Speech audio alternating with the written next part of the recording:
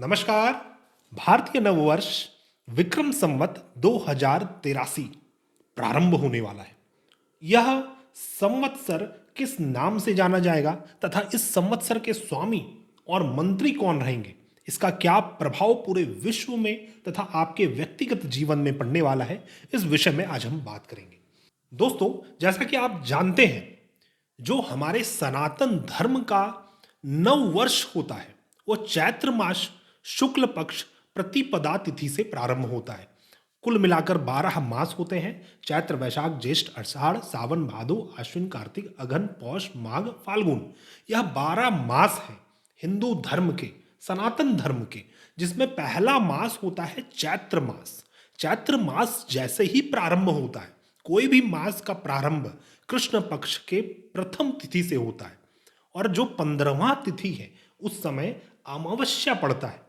तो उसी अमावस्या में होलिका दहन होता है और जस्ट दूसरे दिन से चैत्र मास शुक्ल पक्ष प्रतिपदा तिथि प्रारंभ होती है और यही वो तिथि होती है आपके संवत्सर प्रारंभ होने का, नव वर्ष प्रारंभ होने का।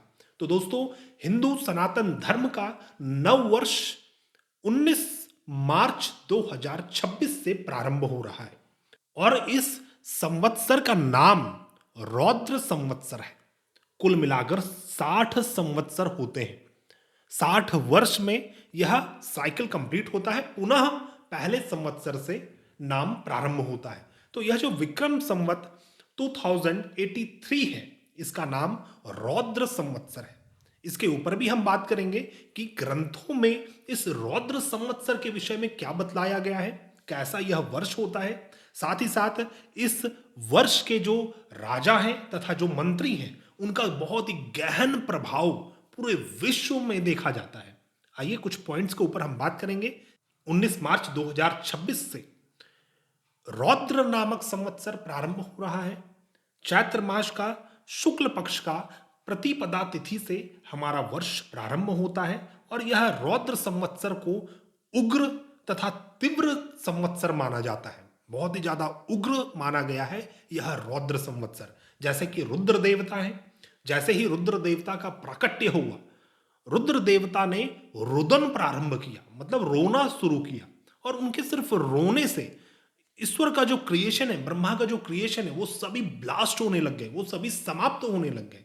तो रुद्र का यह स्वभाव है और रौद्र संवत्सर का भी सेम इसी प्रकार का स्वभाव होता है। आइए अब जानते हैं कि यह संवत्सर में राजा कौन है और मंत्री कौन है।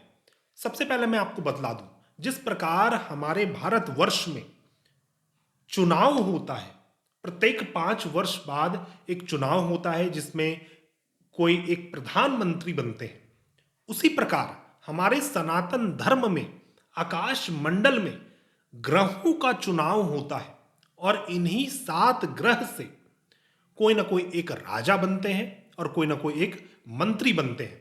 उसी प्रकार और भी हैं, जैसे वर्षेश, वर्षा के कौन से ईश्वर रहेंगे, धनेश, अनाज के कौन से ईश्वर रहेंगे। तो मेनली हम लोग सिर्फ राजा और मंत्री के ऊपर बात करेंगे।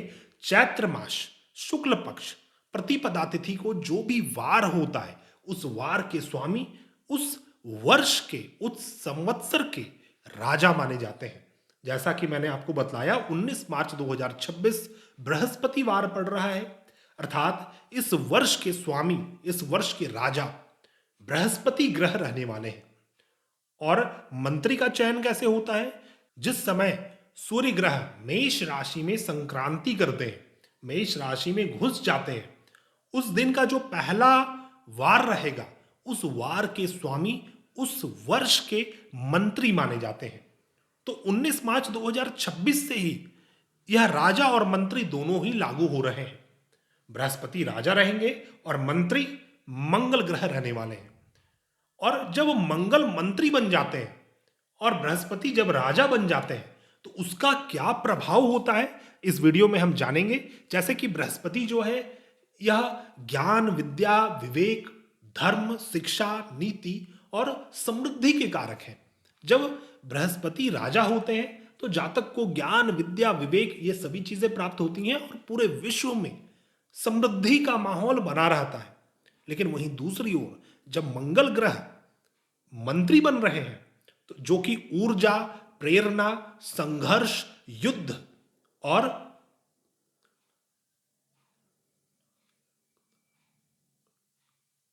निर्णायकता और सक्रिय कार्य के कारक हैं।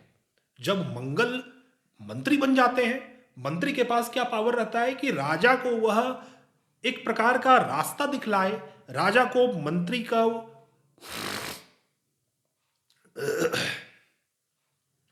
कट मंत्री का कार्य क्या होता है कि राजा को वह रास्ता दिखलाए कि कैसे अब आगे बढ़ना है।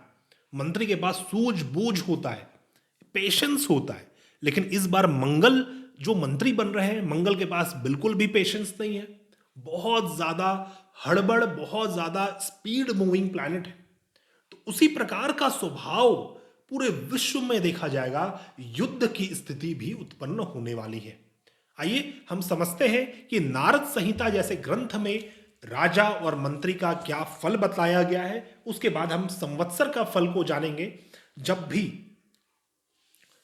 बृहस्पति ग्रह राजा बनते हैं तो इस समय क्या होता है कि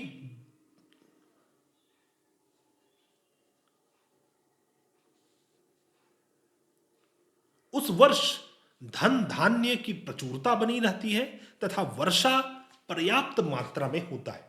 यह तो बृहस्पति राजा का फल है। लेकिन जब मंगल राजा बन जाते हैं या फिर मंगल मंत्री बन जाते हैं तो उसका क्या फल नारद संहिता में बतलाया गया है कि उस वर्ष चोरों, डकैतों और आतंकवादियों का प्रकोप बना रहता है। आतंकवादी सक्रिय हो जाएंगे पूरे विश्व में। सिर्फ भारतवर्ष में ही नहीं, पूरे विश्व में इसका प्रभाव देखने को मिलेगा। और जो आतंकवाद फैलाने वाले देश हैं उनकी स्थिति भी दयनीय होने वाली है। साथ ही साथ उस वर्ष, जिस वर्ष मंगल मंत्री हैं, भूखमरी जैसी स्थिति भी उत्पन्न हो जाती है समाज में। तो कुछ ऐसे देश रहेंगे जिनके अंदर बहुत बड़े बड़े आपदा उत्पन्न होने वाले हैं और उसके कारण बहुत सारे जन धन की हानि दिखती है। आइए समझते हैं कि रौद्र संवत्सर का क्या फल बतलाया गया है नारद संहिता जैसे ग्रंथ में। ऐसा कहा गया है कि रौद्र संवत्सर में राजनैतिक तनाव बढ़ जाता है, चोर डाकू का भय बढ़ जाता है, आतंकवादी हमला का भय बढ़ जाता है और साथ ही साथ इस वर्ष वर्षा सम स्थिति में होती है, ना ही अधिक ना ही कम, और महंगाई बहुत ज्यादा बढ़ जाती है। लेकिन कुछ ऐसे क्षेत्र होंगे विश्व में जहां पर बहुत अच्छी स्थिति बनी रहती है, जहां पर इसका प्रभाव नहीं मिलता है। तो हम कह सकते हैं कि भारतवर्ष, और भारतवर्ष में भी कौन सा जगह, वेस्ट से लेके टुवर्ड ईस्ट की ओर बढ़ेंगे तो जो बीच का रीजन है नॉर्थ इंडिया, कहीं ना कहीं यह और जगहों से अधिक सुरक्षित रहेगा। तो दोस्तों, अभी तक हमने राजा, मंत्री और संवत्सर के फल को जाना। मैं आपको इसमें कुछ ऐड ऑन करना चाहूंगा। जैसे कि 19 मार्च 2026 से यह नववर्ष प्रारंभ हो रहा है। लेकिन क्या आपको पता है कि 17 फरवरी 2026 में एक ऐसा सूर्य ग्रहण पड़ने वाला है जो कि पूरे विश्व को हिला देगा, क्योंकि यह ग्रहण अंटार्कटिका रीजन में हो रहा है और अंटार्कटिका रीजन जो है यह असुरों का स्थान माना गया है।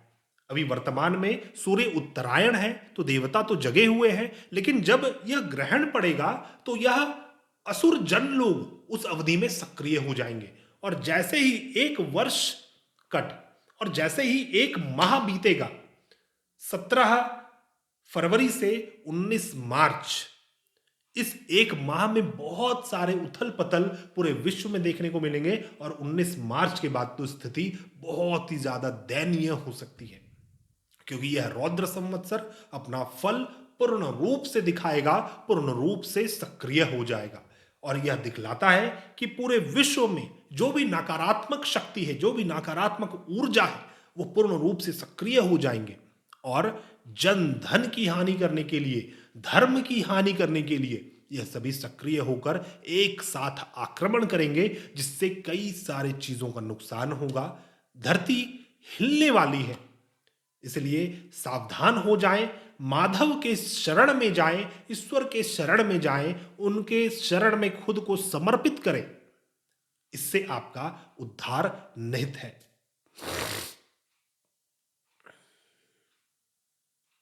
तो दोस्तों, आशा करता हूं आपको यह वीडियो पसंद आया होगा। हमारे चैनल से आप जुड़ते जाएं, हमारे चैनल को सब्सक्राइब करें, हमारे इस वीडियो को लाइक करें, शेयर करें। मिलते हैं नए वीडियो में, तब तक के लिए धन्यवाद। जय हिंद।